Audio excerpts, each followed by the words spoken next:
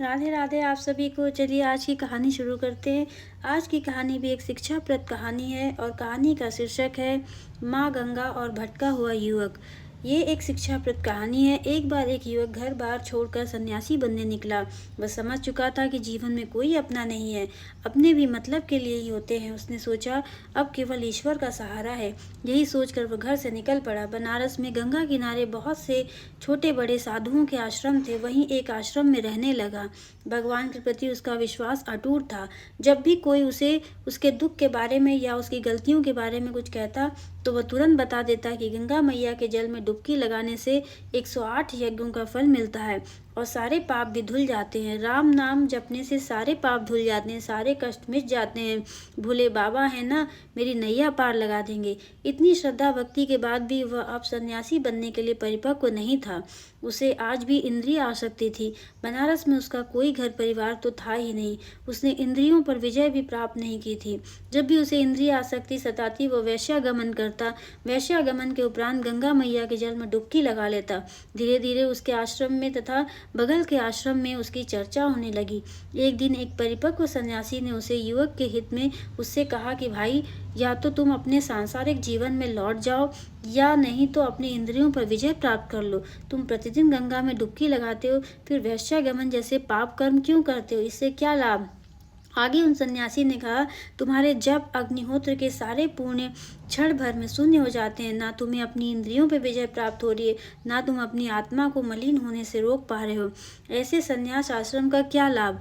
इस पर उस युवक ने कहा, अरे भाई जी, आपको नहीं पता, गंगा मैया के जल में डुबकी लगाने से 108 यज्ञों का फल मिलता है और सारे पाप धुल जाते हैं। मैं तो केवल एक ही पाप करता हूँ, वही मैं प्रतिदिन गंगा मैया में 2 बार डुबकी लगाता हूँ।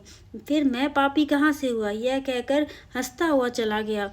अपने वरिष्ठ सन्यासी की बात भी पूरी होने नहीं दी। एक दिन की बात है, वह गंगा मैया के तट पर डुबकी लगाने गया। वहाँ एक 12-13 वर्ष की बालिका वस्त्र धो रही थी। उसे देखकर उस युवक ने सोचा, यह बालिका चली जाए तब मैं नहाऊंगा। परंतु वह बालिका जाने का नाम नहीं ले रही थी। तब उस युवक ने उस बालिका को देखना चाहा, आखिर वो क्या कर रही है। जब उस युवक ने बालिका को देखा तो चिढ़ गया। वह बालिका एक सफेद वस्त्र को रगड़ रगड़ कर साफ कर रही थी।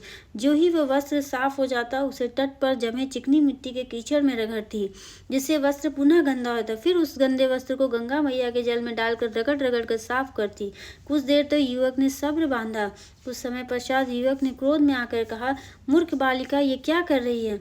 समय और सामर्थ्य दोनों ही नष्ट कर रही है। यदि इस कपड़े को गंदा ही करना है तो साफ क्यों करती हो, और यदि इसे साफ ही रखना है तो पुनः कीचड़ में क्यों डाल रही हो? यह सुनते ही बालिका एक स्त्री में परिवर्तित हो गई। फिर क्रोध से भरी उन बालिका ने उस महिला ने जोर से बोला, अरे मूर्ख, यही तो मैं तुम्हें समझ रही हूँ कि तू अपना सामर्थ्य और समय क्यों नष्ट कर रहा है। यदि तुझे पाप कर्म ही करने हैं तो आकर मेरे स्वच्छ जल में उन्हें क्यों धोता है? यदि मेरे स्वच्छ जल में सारे पाप कर्म धो देता है तो फिर पुनः जाकर पाप कर्म क्यों करता है?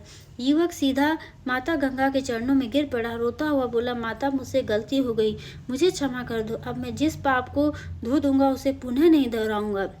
फिर माता ने उसे सही रास्ते पर लाने के लिए कहा, सुनो बालक, मैं तेरी डुबकी पर, तेरे पाप पर सब कुछ धुल दूंगी, परंतु जानबूझकर तूने यदि अपने इंद्रिय सुख के लिए वही पाप कर्म फिर से किया तो तुझे अपने ही जल में समाधि दे दूंगी।